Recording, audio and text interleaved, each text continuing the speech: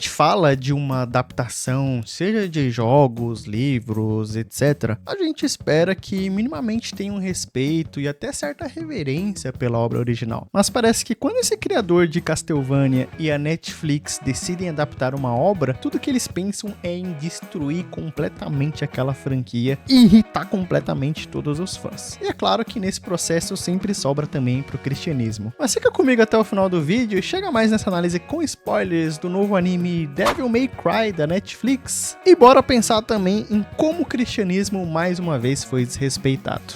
Salve galera, sou Rafael Fi, esse aqui é o Teologia em Hollywood, canal cuja proposta é nós analisarmos obras cinematográficas no geral sempre sob um viés cristão. E hoje não poderia ser diferente, é claro, que embora eu não vá trazer uma meditação, um certo devocional no final do vídeo, mas sim tentar analisar como que aqui o cristianismo ele foi atacado mais uma vez, né? Já aconteceu isso bastante lá em Castlevania, que eu tenho um vídeo falando sobre as duas partes desse novo Castlevania Nocturne da Netflix. E lá já tem bastante esse ataque à religião e aqui, mais uma vez, né? Infelizmente não podia ser diferente. E eu já quero deixar bem claro também que, óbvio, eu não gostei da obra, eu vou falar bastante mal dela aqui, mas vale mencionar também que eu não sou nenhum fã dos jogos, não conheço todos os jogos. Na verdade, o único que eu joguei do começo ao fim foi o 4, eu lembro quase nada da história. E a época do Play 2, infelizmente, eu joguei bem pouco dos outros jogos também. Aprecio, de maneira geral, essa obra do Devil May Cry, por isso que eu acabei assistindo esse anime, mesmo sabendo que seria uma bomba. Mas eu já quero deixar isso claro também, pra não vir aquele argumento de é só fãzinho chato ali que mudou o joguinho dele e vem aqui encher o saco só porque fizeram uma adaptação. Esquece que é uma adaptação. Não, cara, eu vou analisar de uma forma, não num ponto de vista de alguém que é super fã dos jogos, que admira e aprecia de certa forma, até quero comprar sim os jogos e pegar pra jogar todos eles. Mas até o momento eu não fiz, não conheço tão bem a lore, assim, o universo de Devil May Cry. Mas é inegável, pelo menos do meu ponto de vista, essa obra ela é bem ruim. E eu quero falar com vocês aqui de como essa obra me decepcionou bastante. E acredito que é o caso de muitas pessoas. Nós vamos começar aqui pelos pontos positivos, vai. O lance do personagem Sparda, que é o pai do Dante, né? Ele ter essa certa ambiguidade, assim, de tipo, será que o que ele fez realmente foi uma boa escolha, ou etc, ou foi uma escolha ruim e tudo mais. Eu acredito que a gente trazer esse grau de complexidade, não só aqui no Devil May Cry, mas em várias obras, é interessante, né? De você pegar, às vezes, os jogos, né? Que é sempre um negócio preto no branco, é os bonzinhos e os vilões, e essa decisão aqui foi pra salvar o mundo.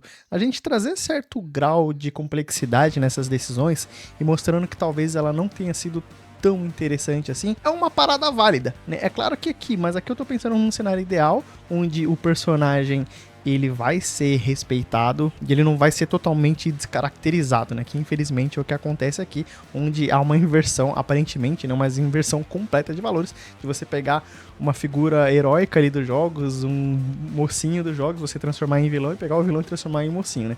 Desde que não haja essa ruptura total, assim, com a franquia original, ainda assim eu acho que é uma discussão válida, não só aqui de novo, nesse anime, mas em obras no geral, desde que, mais uma vez, se respeite a obra original, né? Não fica desrespeitando ali também, tentando destruir a obra original. Bom, acredito que é chover no molhado também falar do quanto a animação ela é fantástica, do quanto as lutas elas são muito bem coreografadas, de todo aquele gore, de toda aquela violência explícita, tudo é bem mágico, assim, tudo mais. Tem umas cenas de ação bem maneiras ali, principalmente aquela invasão no apartamento do Dante e tal, que ele luta com os caras ali.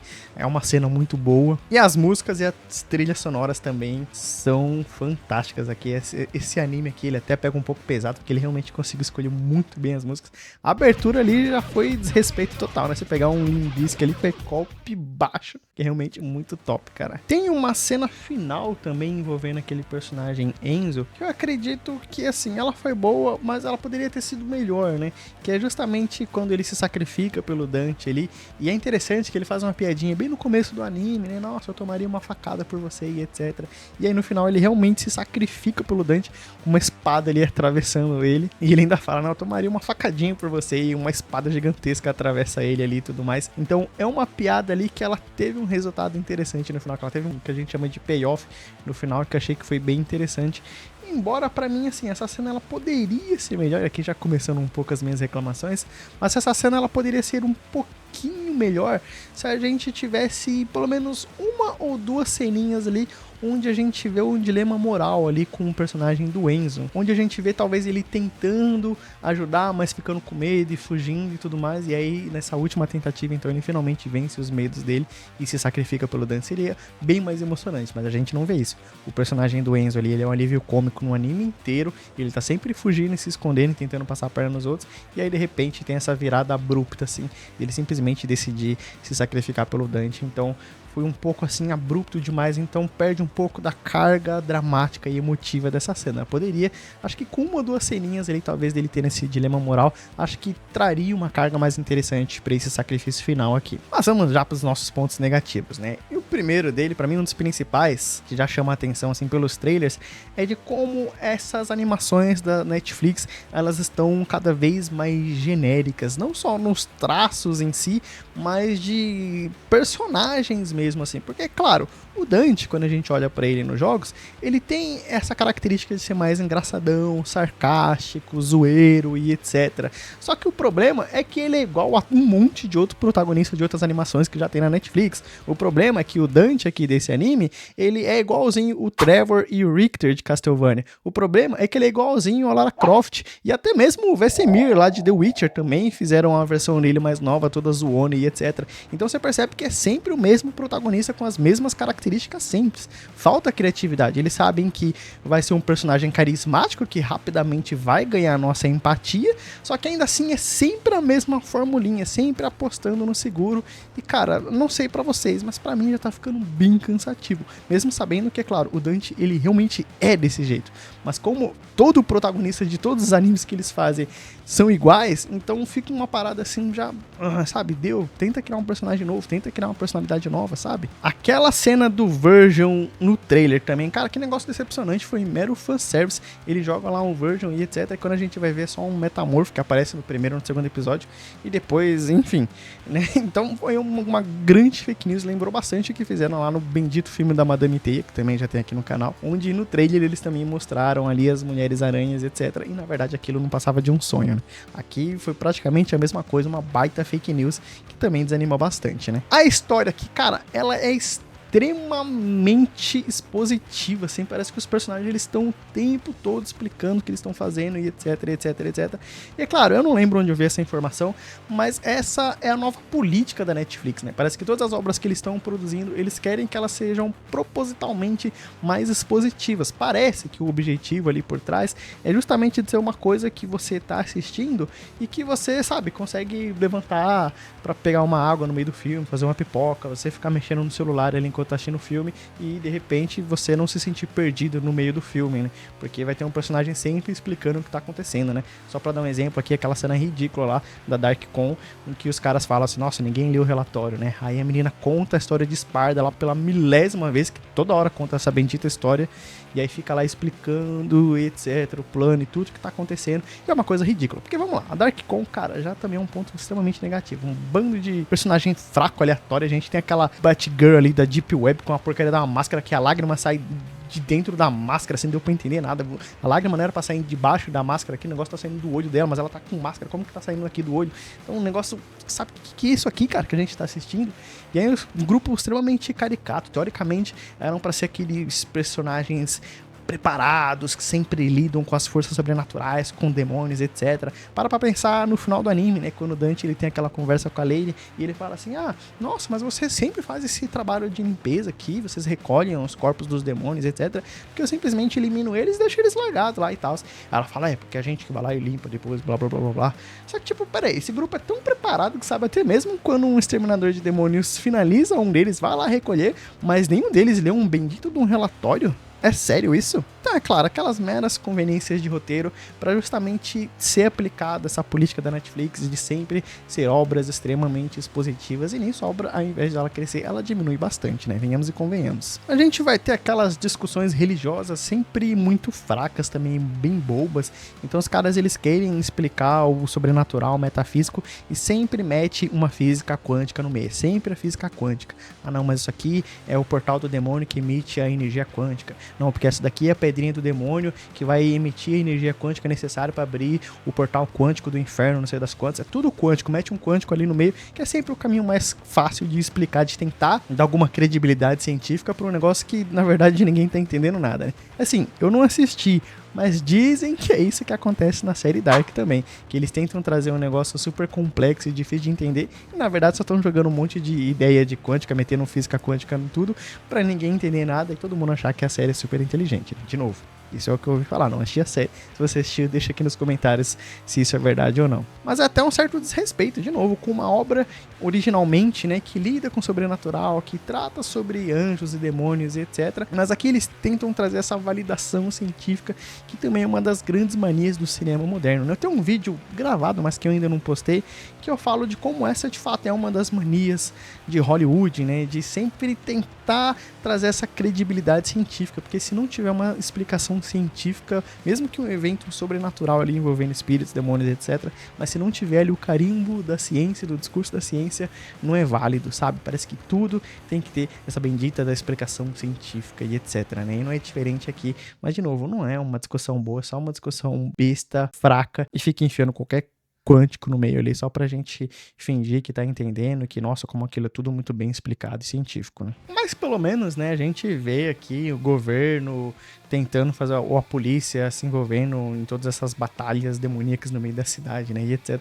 Porque às vezes, né, a gente também vê, assim, lutas destruindo e etc. A gente não vê um policial, a gente não vê ninguém tentando fazer nada, né? Mas também não dá pra deixar de criticar que, cara, a gente pega ele... presidente, um mero fantoche, né? Mas o vice-presidente investindo, colocando o dinheiro dele num grupo conspiracionista ali, um grupo conspiracionista esse que tem um único cientista, né? Ao invés dele ter uma equipe científica estudando, tentando entender as coisas, não. Tem apenas um único cientista, que é o Super Cabeção, que sabe de todas as coisas, que é aquela conveniência de roteiro que o cara sabe simplesmente tudo, porque como que um bendito cientista sabe toda a história de Esparta e etc, de todos os trâmites da batalha que aconteceu não sei quantos mil anos atrás e tudo, como que ele tem todas essas informações, né? Em que livro que ele conseguiu isso? O que chega a ser uma grande ironia, inclusive, porque a série, a animação aqui, ela tenta trazer essa discussão científica, essa validação científica, mas ao mesmo tempo num grupo conspiracionista, né? Então parece ser um negócio meio incoerente ali.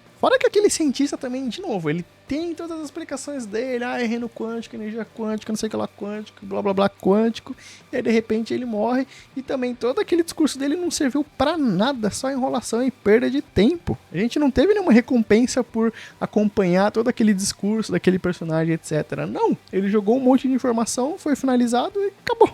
É isso. Fora que a história também, cara, ela é totalmente previsível e etc. Então a gente vê lá no começo da história, e o colar do Dante vai ser a chave para abrir os portais do demônio. Então, óbvio que a Lady, ela vai conseguir dar um jeito de pegar aquele colar do Dante. E aí depois, mais pra frente, é claro que o Coelho também vai conseguir pegar o colar do Dante com a Lady, vai conseguir abrir o portal dos demônios, etc. Porque fala pra mim aqui, quando você começa a assistir esse anime, você vê eles começando a explicar de que eles precisam daquele colar. Você tem dúvida de que o vilão final vai conseguir pegar aquele colar pra abrir o portal dos demônios ou não? A gente começa a assistir a obra e a gente já sabe que isso vai acontecer no final. Fora que também a resolução, ela é tão boba, ela é tão fácil, me lembrou bastante Annabelle 3 também, onde tem todo aquele lance de não, a Annabelle não pode fugir porque ela é o demônio mais poderoso de todos e etc. E aí, óbvio, ela consegue fugir lá da caixa de vidro dela, só que aí depois no final, não, é só fechar de novo aqui, acabou, prender os poderes dela, achando que ia ter que ter todo um ritual maluco, uma coisa nova, um negócio super overpower pra prender ela. Não, é só fechar o vidrinho ali, nossa, ela tá presa, perdeu os poderes de novo. Aqui é a mesma coisa, né? O Coelho, ele vem com todo aquele discurso que a vida dele tá acabando, não, mas eu só preciso de mais um pouco de tempo, né? Dando a entender que depois que você abre os portais, vai ser super difícil de fechar de novo, não vai ter como fechar, né? Só que não, né? O Dante finaliza ele também, pega o colarzinho ali, não lembro se ele separa o colar, não lembro o que ele faz, mas ele pega o colar, tira ali e nossa, acabou, os demônios voltaram todos pro Makai ali e já era, né? Não tem complexidade nenhuma, não tem tipo, nossa, os portais se abriram, agora a gente vai ter que fazer tal e tal e tal e tal coisa pra fechar de novo, né? Não, primeiro tem que descobrir como vai fazer pra fechar, porque até então é sem esperança nenhuma, a humanidade tá acabada, só que não, descobrimos que tem um método aqui que dá pra fechar de novo. Só que aí tem toda uma quest, toda uma aventura pra isso. Não, simplesmente pega o colarzinho de volta e então fechou tudo, né? Acabou já, tudo, a humanidade tá feliz de novo. Nossa, era tão fácil assim, então por que... Enfim, você entendeu o meu ponto, né? sabe? Então, de novo, animação genérica, aquele mundo, ele é tão qualquer coisa, ele não é um mundo vivo, né? Só pra dar um exemplo. No começo do anime tem aquele lance de, vamos capturar todos os paranormais, né? Todas essas pessoas, investigadores de demônios ali, que mexem com demônios, etc. E eles começam a capturar um monte de pessoas, e o Dante vai estar no meio delas, inclusive, né? E aí você acha que todas essas pessoas, elas vão ter um mínimo de participação ali na obra, só que não. Eles nem aparecem, mas você até esquece que eles existem. Então, só pra trazer uma comparação, assim, que é uma comparação um pouquinho injusta, mas que mostra, de novo, um universo muito melhor construído, que é um anime Mob, que acredito que tá na Netflix também, que é um anime fantástico, e que ele mexe com o paranormal também, e que no decorrer da obra, além dos protagonistas ali, mostra que há diversos outros investigadores paranormais, etc. Alguns charlatões, outros não, e cada um, né, de um jeito diferente de lidar com o sobrenatural e etc. Só que todos eles têm participações durante o anime, eles não são apresentados e esquecidos, não, eles têm mini participações, eles têm certa importância, eles reagem a uma série de eventos que vão acontecendo ali no decorrer da história do anime. Então, cara, você percebe que é um universo vivo de pessoas reais, cada um com suas características e etc. E aqui não, né? Esses investigadores, eles aparecem, depois aparece, a gente nem lembra que ele existe, e os únicos personagens que tem certo destaque ali é aquela Dark Con, mas que também é um monte de personagens genéricos sem graça, que quando eles são finalizados a gente nem se importa, a gente nem compra aquele draminha da Lady. E é isso, cara. Não é um universo vivo, é um universo genérico e sem graça. Os únicos personagens que importam aqui vai ser o Dante, a Lady e o Coelho, né? São os únicos que têm minimamente um desenvolvimento, e ainda assim a Lady tendo mais do que todos os outros, né? Claro.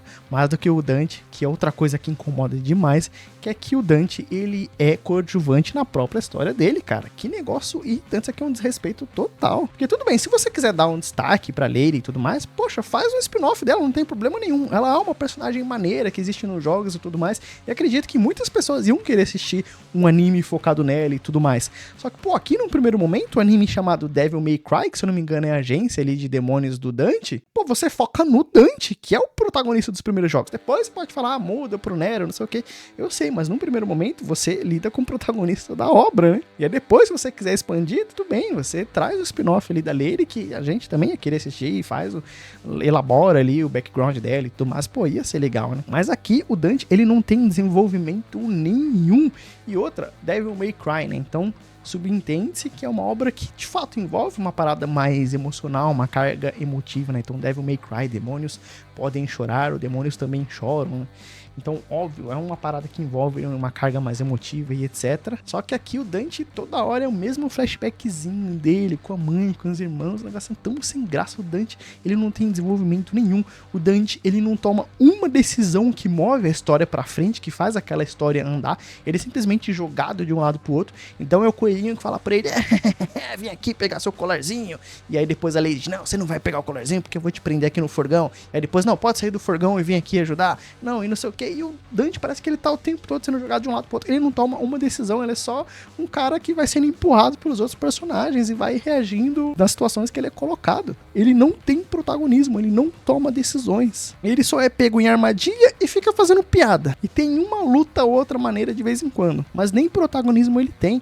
Então na luta final, lá quando a Lady ela chega, tocando uma música lá, Butterfly, super zica e etc, destruindo o carro e finalizando um monte de demônio e tudo. A cena que ela chega na batalha final é muito mais maneira que o Dante, que era pra ser o grande ápice dele chegando, salvando todo mundo. Não, uma ceninha tão qualquer coisa, tão sem graça, cara. Cara, esse anime aqui é revoltante, velho. Então, mais uma vez, tudo bem você querer desenvolver o personagem da Lady, mas, pô, faz o anime só pra ela, então, né? Então, pra dar um exemplo aqui fora do universo dos animes, você pega a saga John Wick. Poxa, vamos fazer o filme lá da bailarina agora, que o Keanu Reeves vai só aparecer ali pra dar um oizinho ali, mas é no mesmo universo, e vão trabalhar uma personagem nova, tudo bem. Mas ninguém pegou um filme que se chama John Wick e de repente o John Wick ele desaparece e aparece uma personagem feminina ali contando toda a história dela e sendo a nova protagonista do filme. Isso não acontece, mas aqui no Devil May Cry acontece, cara. Tanto o vilão como a Lady tiveram mais desenvolvimentos que o bendito do Dante. E não vem falar assim, não, mas vai ser trabalhado na segunda temporada. Cara, a história do jogo é do Dante, ele é o protagonista da história, você tem que trabalhar a história dele na primeira temporada. E dos outros personagens, talvez uma segunda, terceira, sei lá, mas devia ser a história dele, não dos outros. Mas não é o que acontece aqui, né? Então algumas pessoas têm até elogiado assim, nossa, mas olha como o episódio 6, ele é tão lindo, olha que animação incrível e etc. Realmente, o episódio 6, ele é bem bonito, tudo. Só que é claro que também tem umas cenas ali que usam 3D bem zoado, né? Não vamos esquecer disso também. Fora que a Lady também, ela é bem mais indestrutível que o Dante, né? E tem balas infinitas também, inclusive, né? Porque ela toma uns porradões de demônios que qualquer ser humano normal, teoricamente, deveriam ser finalizados, mas ela se mantém em pé, firme e forte. E o Dante leva umas pancadinhas ali, leva um choquinho e já desmaia, né? Incrível. Fora aquela arma de bala infinita dela também, que a gente só vai ver a bala dela acabando, acho que no último episódio, se não me engano. Cara, uma arma com uma bala toda diferenciada, toda científica e tudo mais, devia ser um negócio extremamente difícil de conseguir, extremamente complexo e complicado de produzir e tal. Ela deveria ter um número bem limitado daquilo, mas não, parece que é infinita. Ela usa aquela pistola aí como se não fosse nada, e ela nunca precisa nem carregar aquela pistola dela, né? Incrível. Fora todas aquelas conveniências de roteiro também, com aquela armadurinha dela, ela parecendo o Mega Man, lá soltando foguetinho do tênis, e aí também tendo imã na arminha ali, a arma sempre voltando pra mão dela. Cara, que negócio cafone sem graça. Quem que pensou nisso daqui? Aí a gente tem aquela cena no começo também do anime de, poxa, ela competindo corrida com o Dante que tava desviando de bala, o Dante que tava zoando com os caras lá. De repente ele consegue quebrar o foguetinho do pé dela e ainda assim ela corre na mesma velocidade que o Dante, cara, como assim? E por favor, não venha com o argumento aqui também de que, ai não, mas olha, veja bem, nesse anime aqui é uma fase anterior ao terceiro jogo, né, que conta o início da história do Dante, então é um Dante bem mais novinho, ele tem bem mais novo, ele tá bem mais inexperiente, blá blá blá blá blá. Cara, que argumento podre, sem graça. Ele não deixa de ser um demônio e ele tem força sobre-humana. Então, cara, a Lady, dando um exemplo aqui, ela conseguindo prender o Dante, pegando ele de surpresa, dando estratégia e inteligência uma vez, pô, legal, até aceito. Mas, cara, ela faz isso umas 3 vezes seguidas, assim, toda hora, sempre pregando uma peça nele, toda hora conseguindo prender ele de novo, toda hora conseguindo enganar ele. Cara, zoado, né? O Coelho também é o grande vilão. Cara, qual que é, enfim, o objetivo dele, né? Porque a gente tem todo o background, o motivo dele lá no 6º episódio e tudo. A gente vê ele crescendo no Makai, etc, blá, blá, blá, blá, blá. Só que eu não entendi até agora qual que é o objetivo dele. É ajudar os demônios ou simplesmente tacar o terror na Terra? Porque, vamos lá, a gente vê a história dele. Aí tem aquele episódio envolvendo a Lady. Vai, finaliza todos os demônios na frente dele e tudo mais, e aí de repente ele começa a coringar e fica loucão. Só que acabou o flashback ali, a gente não sabe se ele, não, quero me vingar de toda a humanidade, vou jogar todos os demônios aqui, que todo mundo morra, ou se ele ainda quer ajudar os demônios. A gente não viu esse pulo de alguém que cresceu com demônios, que eram praticamente uma família pra eles, que eles queriam ajudar os demônios. A gente não viu esse salto daquele cara doce por um cara que tá fazendo experimentos com demônios, que os demônios inocentes têm um medo total dele. A gente não vê essa transição do personagem. Então não parece que ele quer ajudar os demônios, mas no final das contas eu também não entendi qual que é o grande objetivo dele. E aí é claro que também tem aquelas lacrações, aquela discussão política bem rasa e podre. Parece, sabe, um adolescente do Twitter com um monte de discursozinho, não sei o quê. Então é claro que a gente vê aquela cena, Estados Unidos invadindo os demônios, a gente vê que os demônios são uma espécie de refugiados, né? Como os americanos são esses malvadões, etc. Sabe, é um negócio, um discursinho tão bobo, tão raso. Poderia trazer uma discussão interessante, é um tema importante que deve ser tratado? Claro que sim, mas pô, faz um negócio bem feito, não faz um negócio caricato, bobo, que você só diminui a discussão. É claro também que sempre o vilão tem que ser aquele cara mais devoto, aquele cara mais caricato, aquele cara meio fanático, religioso e etc, né? E esse que vai ser o ponto da nossa discussão daqui a pouco. Mas é claro que no mundo cercado de demônios vai ser aquele mais devoto, vai ser aquele que tem fé em Deus, que vai ser o grande vilão da história, né? Isso é óbvio. Então, enfim, eu já não esperava muito desse anime da Netflix, né? Por ser da Netflix. Mas, cara, não precisava ser tão ruim, assim. A sensação que eu tive é que essa obra, quanto mais você assiste, pior ela fica, né? Ela começa até legalzinha, mas você vai continuando. Parece que cada episódio que passa só vai piorando a experiência. Então, também, por favor, não venha com o argumento de isso aqui é uma adaptação, não precisa ser igual aos jogos, não sei o que. Cara, eu sei, eu não tô pedindo pra ser igual aos jogos, mas eu quero minimamente que seja uma história boa, que seja uma história agradável de se acompanhar. Mas eu, sinceramente, não gostei, não me agradou nem um pouco. Mas claro, nada contra se você gostou, né? Tudo bem. Inclusive, se você assistiu o vídeo até aqui e você gostou da obra, deixa aqui nos comentários o porquê você gostou tanto dessa obra, né? E diga sua opinião sincera, porque eu acredito que aqueles que gostaram desse anime, eles vão falar que no máximo ele é ok. Não tem como falar assim, nossa, que obra incrível, mudou a minha vida. Não, acho que no máximo as pessoas vão falar, é legalzinho. No máximo isso. Eu acho que nem chega perto de ser legalzinho, né? Mas eu acho que aqueles que gostaram no máximo vão poder falar isso. Eu acho, né? Mas deixa sua opinião aqui nos comentários. E aí vamos trazer a nossa discussão aqui num campo mais religioso, justamente nesse quesito de será que essa obra ela tá tendo uma crítica sincera à instituição religiosa, à hipocrisia religiosa, ou ele tá simplesmente querendo zombar do cristianismo, da religião no geral, né? Eu deixo aqui, inclusive, a indicação para o meu vídeo que eu falo do Corcunda de Notre Dame, que eu acredito que ali sim tem uma discussão, uma crítica saudável à hipocrisia religiosa, mas que não é o caso aqui, é claro. Então, de quem que a gente está falando que ajuda, que traz essa discussão da igreja ser podre, vilanesca e etc. É claro que é na figura ali do vice-presidente, que é esse cara fanático religioso que vê Deus em tudo e etc. Ele tem que ser caricato, ele tem que ser malvadão e ele tem que ser extremamente devoto a Deus, ele tem que ver Deus em tudo, né?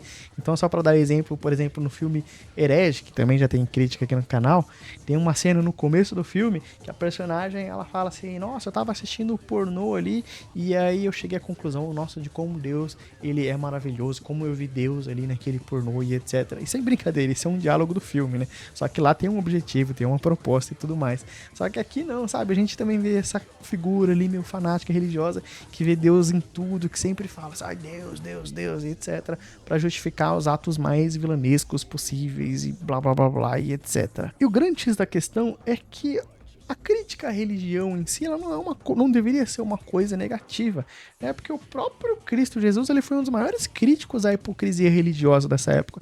Ele condenava em diversas vezes, e isso, é claro, a gente também vai ver isso no Antigo Testamento, dessa crítica a essa religião falsa, dessa religião vazia, dessa hipocrisia religiosa, dessas pessoas que honram a Deus com os lábios, mas que o desonram, né, nas suas atitudes, no seu dia a dia, no seu coração. E é até curioso, por exemplo, dessas pessoas que falam assim, mas a igreja, ela manipulou a Bíblia e etc. Sendo que, cara, sinceramente, as pessoas que falam isso, elas nunca leram a Bíblia, porque a Bíblia é uma das principais ferramentas que a gente tem para criticar o próprio proceder da igreja. A Bíblia é um dos maiores críticos da igreja. E Jesus também. Quando a gente pega para ler Romanos 2, por exemplo, e isso reflete muito a nossa época atual, Paulo ele vai falar de como os gentios eles blasfemam a Deus por nossa causa, por causa do nosso proceder ruim, por causa da nossa hipocrisia religiosa, por causa de que a gente fala uma coisa, mas a gente faz outra completamente diferente, e o nome de Deus é blasfemado entre os gentios por causa do nosso proceder. Então acredito que, de fato, o cristianismo ser tão atacado na nossa cultura, e em obras como essa aqui do Devil May Cry e do Castlevania, a gente tem uma parcela de culpa nisso também, por conta dessa hipocrisia religiosa que tá na grande mídia, né? Quando a pessoa ela pensa num pastor evangélico, quando a pessoa pensa na fé cristã, ela já vai pensar nesses caras da grande mídia que estão única e exclusivamente preocupados em receber dinheiro e dízimo dos fiéis. Infelizmente, esse é o retrato do evangélico que as pessoas têm. Então a gente tem uma parcela de culpa no cristianismo ser tão criticado assim. E é curioso, a gente poderia pensar nessa obra aqui também, de como o Dante, ele sendo esse personagem meio demônio, meio humano, e não pertencendo a nenhum dos lados ali totalmente, né? Então ele não pertence a uma Makai, mas também não é 100% aceito nem nos céus, nem no mundo dos humanos. Então será que a obra aqui, ela tá tentando passar essa mensagem de, olha, mas você pode ser uma pessoa que vive segundo a fé, que vive uma fé legítima e genuína, sem estar ligado a uma instituição religiosa, sendo que esse é um discurso bem presente nessa época também. As pessoas que elas se consideram espirituais, mas não religiosas, né, ou não ligadas a alguma instituição religiosa. E é engraçado porque algumas igrejas elas têm adotado esse tipo de postura também, tentando se desvencilhar de uma estrutura arquitetônica ali que lembre uma igreja, né? Então a gente tem visto muitas igrejas que ao invés de terem um prédio, um templo fixo, elas vão alugar um espaço de evento e etc. ali, ou um hotel, alguma coisa do gênero, porque tem menos cara de igreja e isso atrai mais pessoas, né? Pessoas que têm dificuldade ali com o templo, com esse negócio com cara de igreja, com cara de algo religioso, né? Tem que ser uma parada mais informal, tem que ser um hotel, tem que ser um espaço de eventos. O pastor não pode estar de terno e gravata, ele tem que estar com uma roupinha mais informal, tem que estar descalço, tem que estar sentado numa cadeira. Então, sabe, muitas igrejas têm tentado adotar esse discurso para atrair mais pessoas. É uma postura que ela vai ter os seus problemas ali, mas esse não é o objetivo do vídeo aqui, claro. E aí o grande problema com esse discurso também é fazer essa falsa conexão, ou essa desconexão, vamos dizer assim, porque uma vida cristã saudável é uma vida em comunidade. O grande primeiro mandamento, que é amar a Deus sobre todas as coisas, ele é demonstrado no nosso amor ao próximo. A gente demonstra que ama Deus amando o nosso próximo. E o nosso próximo não necessariamente ou exclusivamente precisa ser um desconhecido, mas tem que ser também, e quase principalmente, vamos dizer assim, o nosso irmão da fé. A igreja de Deus é onde ele distribuiu dons e talentos para o nosso crescimento espiritual. A igreja de Deus é esse lugar onde nós amadurecemos espiritualmente. A igreja de Deus é esse lugar onde nós somos amados, disciplinados, admoestados. A igreja de Deus é onde nós abençoamos e somos abençoados. Então, uma vida cristã saudável é uma vida cristã em comunidade. A fé, por mais que ela seja, de certa forma, pessoal, ela não é solitária, ela não é isolada, mas ela faz parte, a gente faz parte de um grande corpo, de uma grande família. E Jesus Cristo, por mais que ele é um dos grandes, o maior crítico à igreja, à hipocrisia religiosa da sua época, a igreja não, mas a hipocrisia religiosa da sua época, ele diz que a igreja, ela pertence a ele fala, a minha igreja. A igreja, ela é constantemente associada como o próprio corpo de Cristo, onde ele é a cabeça e nós somos seus membros.